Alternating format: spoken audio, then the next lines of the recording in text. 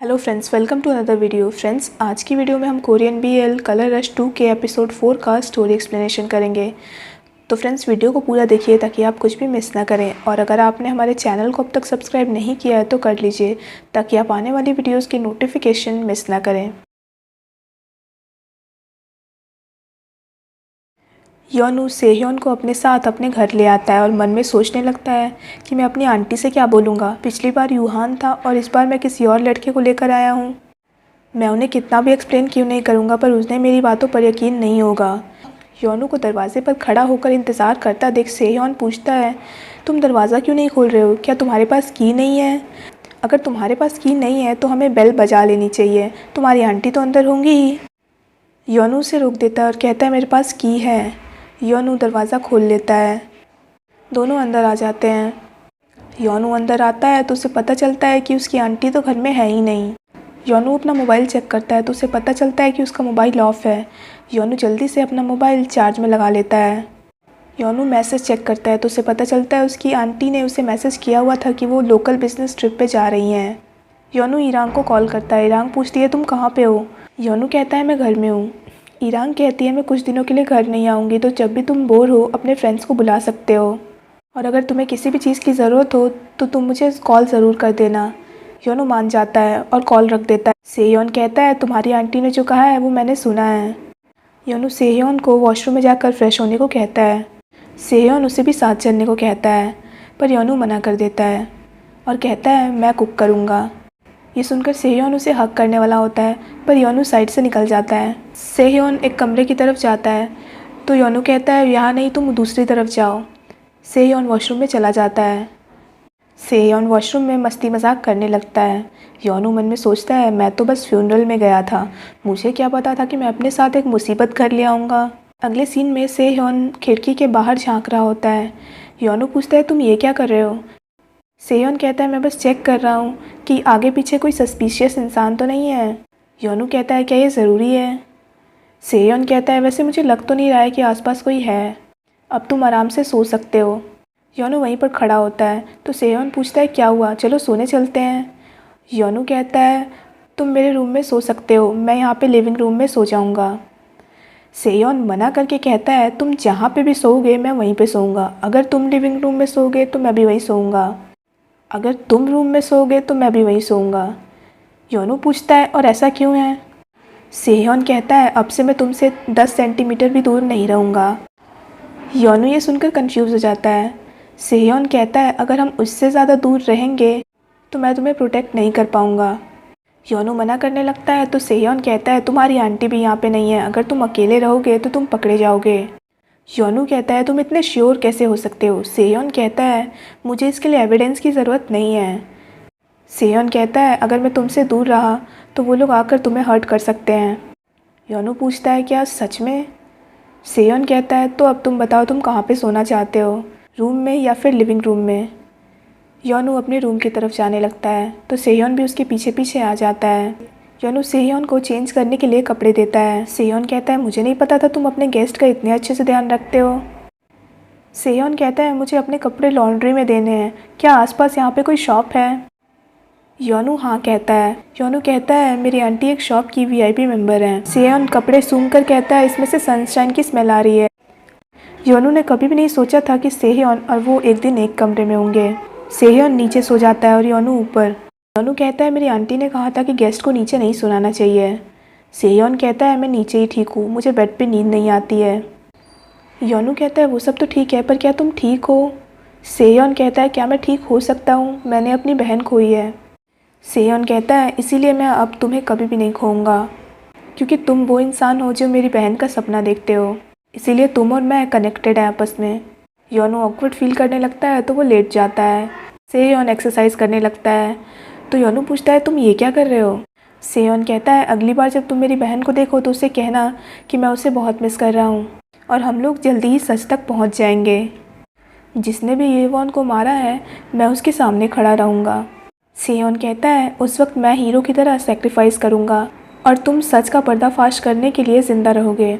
योनू कहता है, हम लोग किसी बड़ी क्रिमिनल ऑर्गेनाइजेशन के साथ थोड़ी ना फाइट कर रहे हैं, वो लोग तो बस कुछ ऐसे लोग हैं जो कि मेडिसिन्स को इलीगली सेल कर रहे हैं और कुछ इलीगल सर्जरियां कर रहे हैं। सेयोन कहता है मुझे किसी क्रिमिनल ऑर्गेनाइजेशन से ज़्यादा डर उन लोगों से लग रहा है। योनू पूछता है क्यों? सेयोन कहता है क्योंकि उन लोगों को गिव अप करना नहीं आता है। अगर दुनिया भी ख़त्म हो जाती है तो उन लोगों को कोई फ़र्क नहीं पड़ेगा क्योंकि उनके पास खोने के लिए कुछ भी नहीं है। अगली सुबह योनू और सेयोन कपड़े धुलने के लिए शॉप पर आ जाते हैं।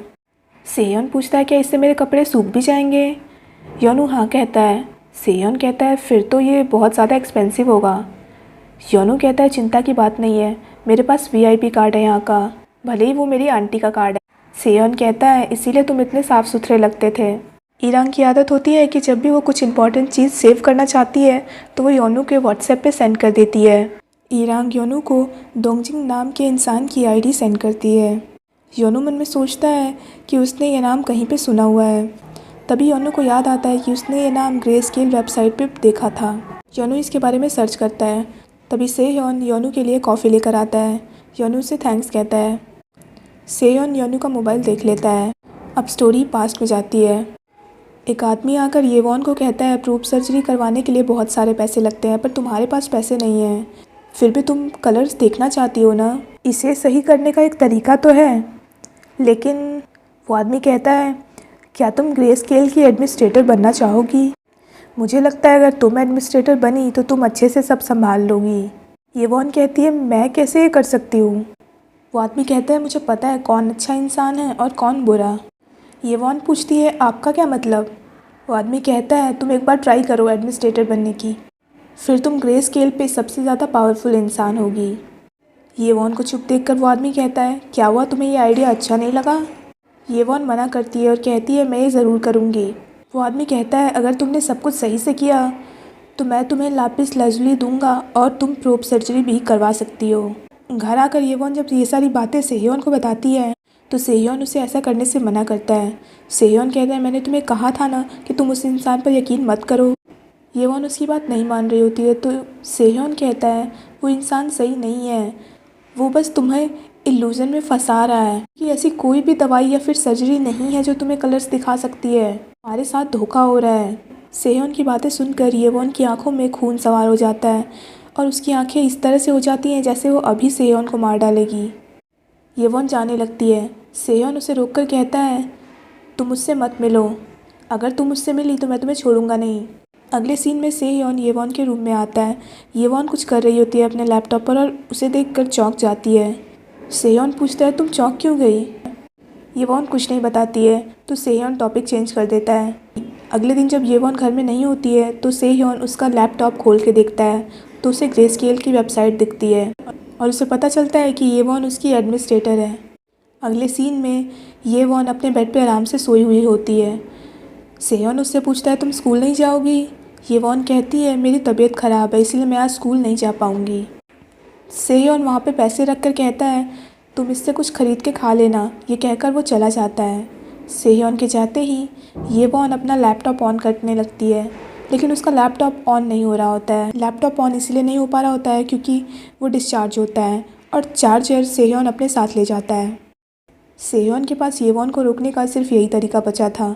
उस दिन के बाद से येवॉन खोई खोई रहने लगती है लेकिन वो स्कूल ज़रूर जाती है। सेह्योन को लगता है वो सब भूल चुकी है लेकिन एक दिन जब सेह्योन स्कूल से घर आता है तो उसे वहाँ पे नोट मिलता है जो कि येवॉन ने लिखा होता है।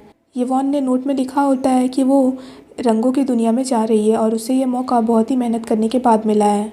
येवॉन ने लिखा होता है कि अगर वो ये सर्जरी मिस कर देगी तो वो दोबारा सर्जरी नहीं ले पाएगी। येवॉन ने लिखा होता है कि वो सर्जरी के बाद वापस ज़रूर आएगी। सेह्योन ये पढ़कर चौंक जाता है और उसे ढूंढने लगता है हर जगह। सेह्योन येवॉन को ढूंढने उसके स्कूल भी आता है पर उसे वहाँ पे भी वो नहीं मिलती है। सेह्योन उसे पागलों की तरह हर जगह ढूंढता है पर उसे कहीं पर भी येवॉन नहीं मिलती है। सेह्योन घर आकर सामान की तलाशी लेने लगता है तो उसे वहाँ पे लैपटॉप मिलता है।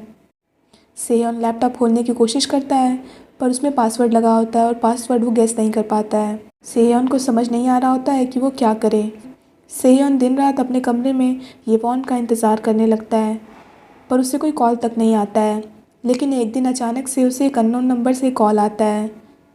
सेह्योन डर के कारण वो कॉल रिसीव नहीं करना चाहता था लेकिन वो कॉल रिसीव कर लेता है। दूसरी तरफ से एक आदमी बोलता है मैं ऑफिसर क्योंगसू हूँ और मैं पुलिस स्टेशन से बोल रहा हूँ। ये येवॉन का घर है ना? सेहयोन हाँ कहता है। ऑफिसर कहता है आप यहाँ पे आके एक बार उसकी आइडेंटिटी चेक कर लीजिए। सेहयोन ये सुनकर चौंक जाता है। सेहयोन ने कभी भी नहीं सोचा था कि उसकी बहन एक दिन डेड बॉडी के रूप में अपने घर आएगी। सेहयोन रोने लगता है। अब स्टोरी प्रेजेंट में आती है। कपड़े धुल जाते हैं। योनू कपड़ों को फोल्ड करने लगता है। सेहयोन योनू की तरफ देखकर मन में कहता है कि वो ये सब योनू को नहीं बता सकता है। सेहयोन मन में कहता है जिन्होंने भी मेरी बहन को मारा है मैं उन्हें छोड़ूंगा नहीं। योनू और सेहयोन कपड़े लेकर घर वापस जाने लगते हैं। तभी अचानक से सेहयोन रुक जाता है। योनू पूछता है क्या हुआ?